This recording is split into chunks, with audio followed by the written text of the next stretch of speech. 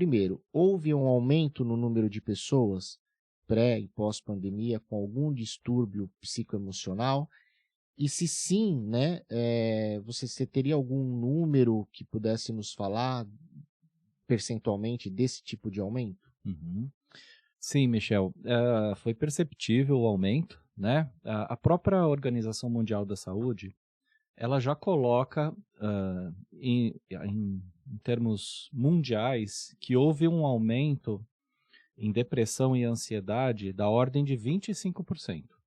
Então, não seria até de se espantar se esse número não for maior no Brasil, né? A gente vive uma realidade muito complicada aqui, onde a insegurança impera, o cérebro não lida bem com insegurança, né? O cérebro busca segurança o tempo todo, a gente tem partes do nosso cérebro que estão monitorando isso o tempo todo, que a gente vai até falar sobre isso.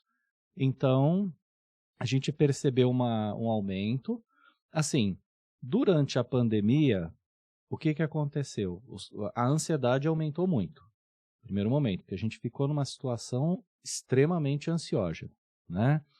Então, a gente não sabia direito a amplitude que ia ter, contaminação com vírus e os resultados que dariam, né? As primeiras cepas, elas eram muito complicadas, né? Porque tinha aquela coisa, você pegava o Covid, depois de 7 dias mais ou menos, é que você ia ver se você ia para um quadro gravíssimo ou não. Então, já tinha aquela tensão enorme, né, do que poderia acontecer. Agora, com essa cepa, a gente, e com a vacinação, né, mas a gente tem uma cepa com outras características, então a coisa mudou nesse sentido. Então, a busca, como fruto da ansiedade, ela foi muito grande. Pós-pandemia, o que a gente percebeu? Aumento de casos de depressão. Né? Então, a ansiedade continua, né, agora por diferentes razões, mas aumentou os casos de depressão. Por quê?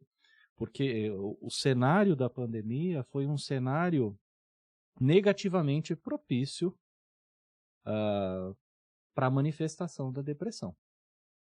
Né? O isolamento social, a pessoa deixar de fazer atividades que antes eram importantes, né? O relacionamento com os amigos, atividades que a pessoa gostava de fazer, muitas pessoas deixaram de praticar esportes. Então, veio um efeito rebote muito significativo.